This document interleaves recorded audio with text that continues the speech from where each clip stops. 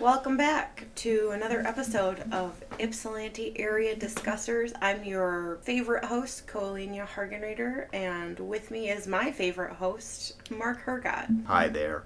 I'm so glad you're coming to listen to us. Mark, you have an ASMR voice, and I do not. Well, the good thing is that although I have a voice for radio, I have a face for newspapers. All right. So we just did an episode on Pants Turned Politics. Pants Turned Politics. That's the title. That's that episode title, Pants Turned Politics. I'll have to remember that, or you'll have to remember that. It's canon. Since we've got this in the can, I think we'll be just fine. All right. So what are we going to be talking about today? Well, I don't know. We're spitballing here.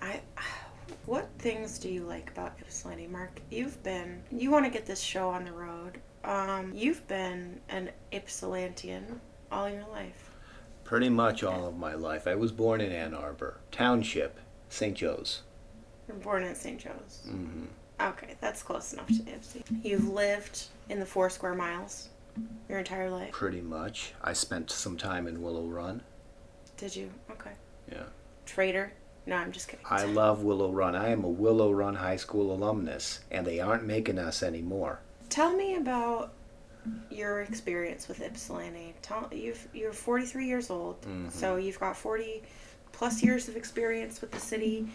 Tell me what you've seen come into the community and go out of the community.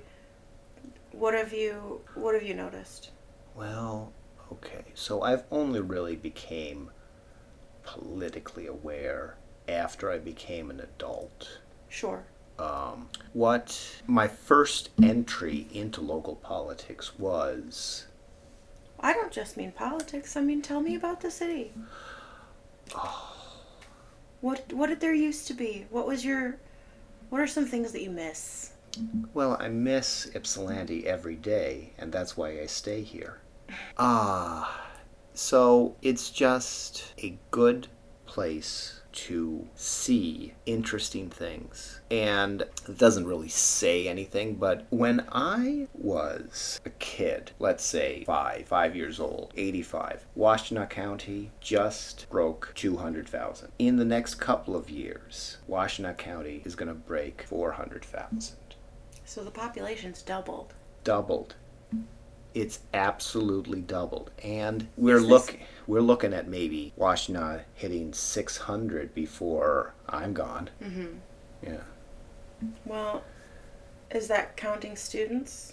If you live in a place, if you are at the place at the point of The census? at the census, then you are a resident of that place. So what we're saying is you can count 20,000 EMU students, 40,000 University of Michigan students. Okay, so yes, this does count the students. Yes, so 60,000 people, but that was a steady 60,000 over those 40 years. What I miss is a distinct identity of Willow Run. There's the Willow Run neighborhood that my friend Alex Thomas is doing a lot of work. He's running for a board of trustees over in Ypsilanti Township. But West, Willow, and Willow Run, they had their distinct municipality in the form of Willow Run community schools. And it was just, the fact is that there are way too many school districts, and... Well, I mean, the population of children is declining. We don't need as many schools as we used to. Yeah. Ypsilanti Community Schools and Willow Run Community Schools, they merged. I voted for it because, it was... Are your kids even in Ypsilanti school? They are in WISD. They're part of WAVE. What is that? Washtenaw Alliance for Virtual Education. Mm. It's right here downtown Ypsilanti, Sure. in the old Key Bank building. Sure. So, I guess one thing that I didn't grow up here, but I remember parks as a kid. Yeah. And as an adult, I go, and I don't really see kids playing in parks anymore. Yeah. Do you notice there being families in Ypsi? Do you notice there being a lack of families in Ypsi? Well, WISE, Ypsilanti International Edu... ed... Y-I-E-S, WISE. I forget what the name Is of that the international school? Yeah, the international school that butts up against Prospect. Sure. They use that space every day. And then on the weekends, the big gazebo where we had the memorial for Pete Murdoch. Oh yeah, Pete. Yeah. R.I.P. in peace. Yes. R.I.P. in peace, Pete. I loved Pete. I know, you cried. I cried a lot. So there are families that come in and they use that space. One of the things that makes that difficult is until the last few years there were no toilet facilities whatsoever because of pants. What kind of facilities are there now? Well, there's just porta potties, but it's something. Sure. It's something. And they've done some really good work at Prospect Park. Kids that just wanted to have a skate park, they took that disused tennis court and they turned it into a skate park. The kids did? The kids did. Huh. They brought in their own cement and they started making it their own space. And by the time the city noticed it had already been, it was there. And that was community-based action. It was Yeah, so that was direct action, as my socialist friends would say. And it's still there, and the kids, they use... That is one of the things that I have seen used the most, for sure. Yeah, I love that. And I don't miss it because it's there every day. When Pokemon Go first came out, you could see kids and young adults all the time, everywhere. And that fell off after COVID. Sure. And, the novelty, I guess, wore off. But... I mean, it's getting hotter out, too. Mm-hmm. It's hard to fault these kids for wanting to be inside. I remember growing up in the 90s, it was not nearly this hot. And we had pools. I don't know anybody around here with pools. Do you? Well, we do have Rutherford Pool. East Side, named after... The east side. Over in Normal Park?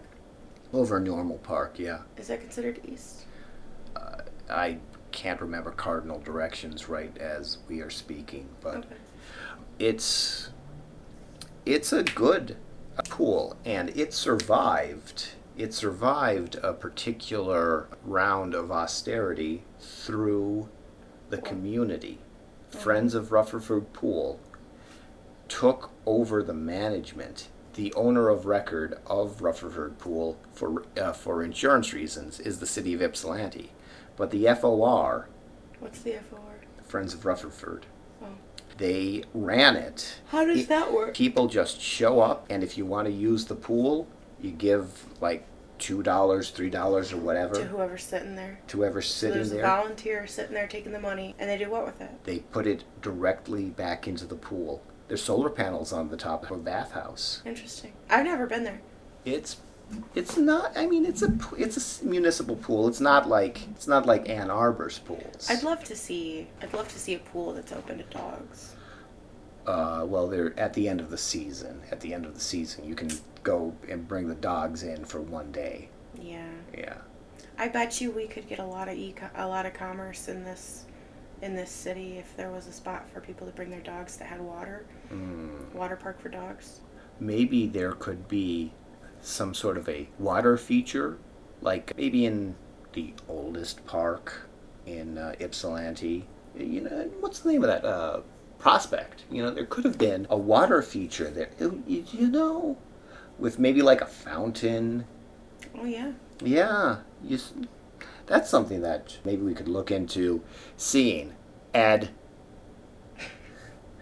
Poor Ed's just going to be the butt of every joke in every episode.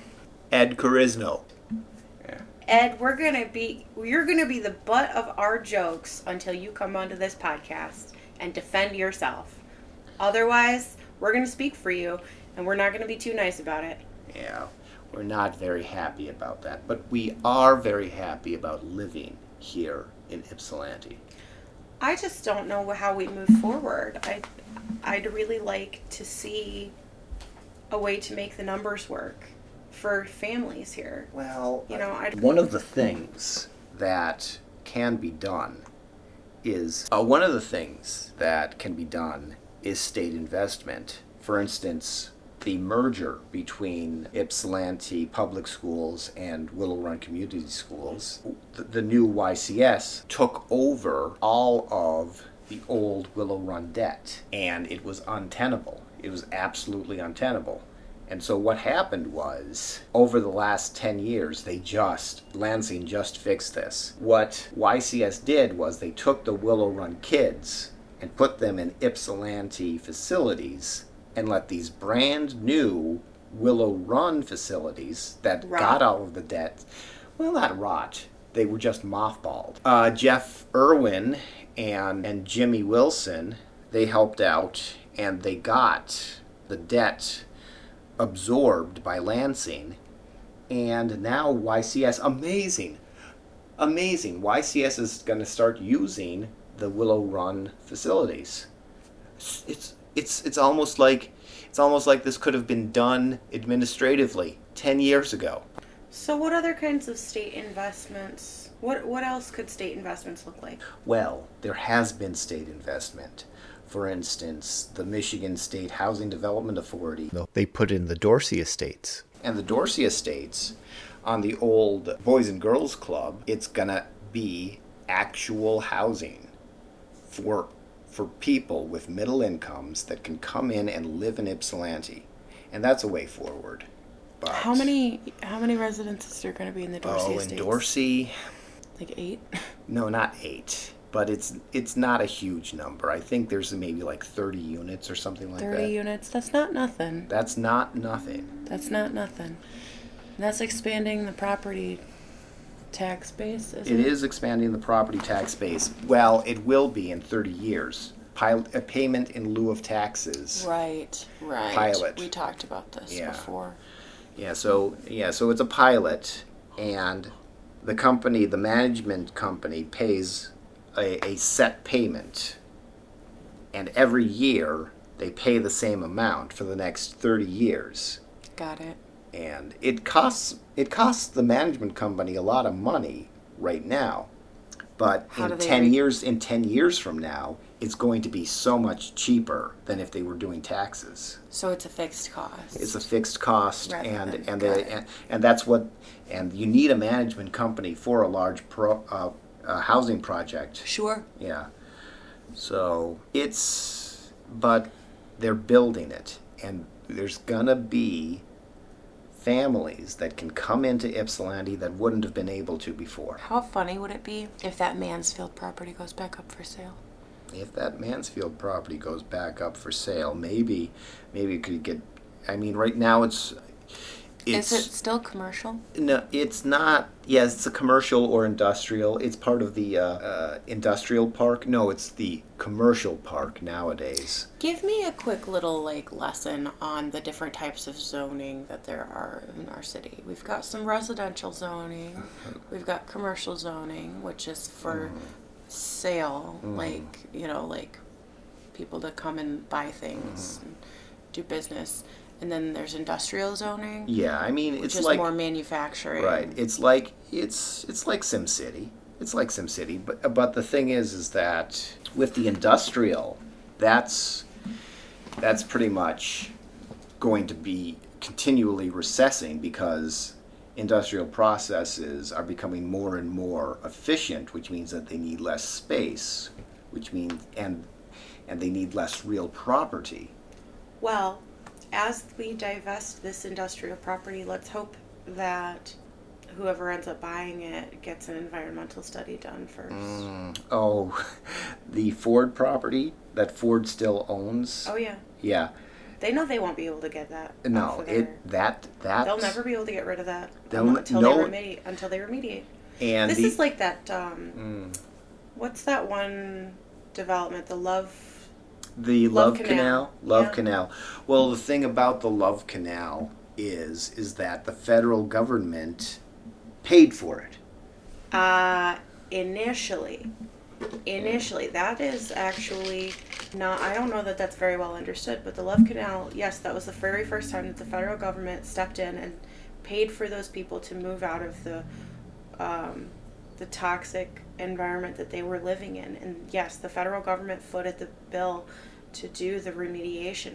But do you know who ended up getting sued by the federal government and fined by the federal government to recoup their money? Oh, The federal government recouped about 80% of their cost. the industrial companies. Yeah. Yeah. Actually, there's an excise tax. The new infrastructure bill reinstated the excise tax, and the Superfund is getting paid back by industry. It was taken out. Do you think we could get Superfund money for Water Street? I mean, yeah, we're kind of screwed. We screwed ourselves. Thanks a lot, John. Yeah. But- John Barr. So the thing is that the thing about the Love Canal is that we have a record of ownership. With the Water Street, all of these were just mom and pop, third level automotive. Well, that okay, were, but and they were just I see what you're saying. I see, like, you know, the federal government might not be able to recoup their costs by going after the previous owners before the city purchased Water Street. Sure. However, that doesn't mean that we can just be left. well, it's heavy metals contamination. It's not chemical or petroleum bases, and I think that's How what does the this differ Superfund. from? How does this differ from Flint? From Flint, what do you mean by Flint? The Flint water crisis. The Flint water crisis. Are we doing the Flint water crisis? Do you want me to do the Flint? We're not. We don't have to go into the whole thing. I mean, like, Okay. there's other podcasts and TV shows that have gone over this. There's Yeah. plenty of reports on what the Flint water crisis was, but the federal government did step in. The state did step in and pay for a lot of that, didn't they? Well, they paid for it because of media attention. The thing about the Water Street is that There was no media. we're a 20,000 person town, and it's just We're dying. it's just industrial legacy, and it's not interesting. But it's Mark- just Our community is dying. We have to do something here. well, you know that I'm an advocate for my community, and I know that you're an advocate for our community. And guess who's the media now? I Who's guess the we're media? the media. Oh, are we the media? We're the media. Oh, that's a lot of responsibility. My Well- shoulders just got real heavy. Well, the thing is that people that act in good faith have nothing to fear. You hear that, Ed? So, Well, thanks for rambling on about some of. I feel like Water Street is a significant albatross that we're going. You know, we just have to get through. But at the same time, you know, people like Des have talked about getting remediation money from the state, and I would really like to hear some follow up and some follow through on that type of application well, process. we can talk with Jimmy. We can talk with Jimmy, and we can talk Who's Jimmy? Jimmy Wilson Jr. He's up in Lansing, and Because I'm not an advocate. I don't know what those processes look like. well, the good news is that we do have people. Jimmy works for the auto. Well, I think he's working in Lansing full time now, but he was a UAW union rep, and he got a job as a board of trustee, and he did a good work in Ypsilanti Township, and then he got the job as a representative. He's one of our guys, and Des is one of our guys. Well, persons. I'm trying to be pronoun. Sorry, positive. Des. Yeah. You're one of our peeps. Yeah, you're one of our peeps, Des. And we've got people. So how do we leverage their? How do we leverage them? We talk about this stuff, and we get more attention, and we use platforms So- like a podcast on our Facebook Okay. group. Yeah, So this is how we do it. So we encourage people to reach out to Des, to reach out to Jimmy and ask about this and try and push this forward because they're, the squeaky wheel gets the grease, right? Sure. So the things that we ask about are hopefully going to be the things that our representatives would listen to and put their attention to. And it's happened before. We've gotten rid of the Willow Run debt. Okay. I don't know that we need to have the debt absorbed. It would be nice, I suppose. How many mills are we currently paying for Water Street? For Water Street, oh God, maybe 5 mills. And we're doing 63 mills. And I think... Okay, so if my property taxes are $5,000 right now, going from 63 down to 58, what is that? You'd be saving about $300 to $600 a year. Yeah. That's not nothing. That's not nothing. It's not great, but it's not nothing. Yeah. Are there other things that are taking up more mills? Well, we've got the operations of the city. We've got to pay for trash pickup. We've got the police and fire pension. We've got police and fire operation. So yeah, we've got operations, mowing the lawns in the park. So say that we take my property tax down from $5,000 to $4,500. Great. Am I really to believe that that is in line with what other cities around the state are paying? We can talk about... Is that really the cost of doing business? We can talk about consolidation of city services. We can talk about maybe doing a police and fire authority with the surrounding townships. Ypsilanti Township doesn't have its own police force. Ypsilanti Township is thinking about forming its own police force like Pittsfield did. We've got sheriff's election coming up. One of the problems with forming all these small police departments is that you muddy the waters of jurisdiction. Oh yeah. I personally was victim of that. I had my car broken into in 2022 right in front of my home, and I have mentioned before I'm gerrymandered into Ypsilanti City, but a lot of the crime that happened with my credit cards, for instance, ended up being in Pittsfield Township at the gas station right down the road from me, and at the Meijer, at the Target. And it was very difficult for me to get in touch with a Pittsfield Township officer who would listen and help me. And I never actually got help on that. The only thing that I got was the work that I put into going to the one single gas station in Ypsilanti City that those credit cards were used at. I got the video footage. I sent it to the Ypsilanti Police Department. Those multiple small jurisdictions is probably not the way to go. Yeah. But you were saying we've got Washtenaw County Police. So Washtenaw County Sheriff's Office, they drive through the 4 square miles. We've got EMU Police Department, they drive through the 4 square miles. We've got the Stadies, they drive through the 4 square miles. We've got YPD. I feel like this is a lot of redundancy. There's a lot of redundancy here, and I think that it's really just making things unclear. Yeah, it's not the best. So what do we do to fix it? Well, one of the things that we could do is we could elect at the county level an administrator that is not afraid of altering the status quo. And there's an election coming up. Oh, really? Yes. And we've got 3 candidates that are running. First candidate, his name is Ken McGee. And Ken McGee, he's been a perennial candidate for years and years and years. He used to run in the Republican primary, but this is Washtenaw County. Yeah, you're never going to get anywhere as a Republican here. Yeah. And then we've got Derek Jackson. He's been working with Jerry Clayton, our sheriff, for the last 15, 16, 20 years. Tell me about Jerry. Jerry, I voted for Jerry. I voted for Jerry every time. Didn't Jerry just lose us a bunch of police officers? He did lose us a bunch of police officers because of a lack of continuity. Lack of continuity or lack of confidence? I don't know. I absolutely do not know.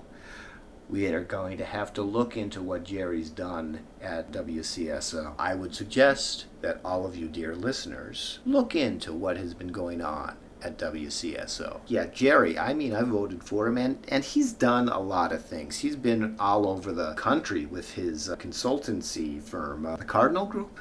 Okay. Yeah. And it's altered the way of operations in a lot of counties. And remember, Minzy was the sheriff. Well, I don't know if you remember Minzy, but I remember Minzy. So Derek's been working with the establishment the way that it is for a long time. It's better than it was under Minzy, and I appreciate Jerry for what he's done. Sure. And I do not wish him ill at any time, and I am glad that he is retiring at the top of his game. But I don't know if we should persist. And then we've got a third candidate. I've known her for about 20 years. Alicia Dyer. She is a candidate. She was a deputy. So she worked the beat. She told me stories about how a young person that was in distress and her mother called her Dyer personally to get her in the house, and this young person was in distress and came at them with a knife, and she, armed with training, was able to interdict with no loss of life. It's pretty impressive. I am very proud of Alicia. And she's got a double master's in social work and public policy. So does she work as a social worker? She's licensed. She's licensed. She's a licensed therapist. I don't know if she works as a social worker, but she is a licensed therapist that is working. Okay. Yeah. She's been building up a polity here, and she's from here. She's from Ypsilanti. She knows Ypsilanti. She loves Ypsilanti. I love her. Mm-hmm. I try to be as consistent and fair with all of the candidates and all of the issues. I am a moderator on a platform that has a very wide audience, but I am not going to not disclose that I am a big fan of Alicia Dyer. I couldn't tell. Oh yeah, yeah, but yeah. Well, dear listeners, I would encourage you to look into the policies of all of the candidates for the sheriff's office election, and I would encourage you to vote your conscience, vote how you will, but please do get out and vote. Mm-hmm. August 6th. August 6th. And you can vote earlier. There's a lot of new ways. Just to reiterate, it is not the November election that we're talking about. It is in August. It is in August. I did not know that. Thank you very much for the clarification. So I guess we are just about done with this episode. Do you have any commercials? This episode of Ypsilanti Area Discussers is brought to you again by Pants and White Claw White Monster. We want to thank you for listening to Ypsilanti Area Discussers, and we love you and ask that you continue to listen. This is not an ASMR, Mark. We don't have any advertisers.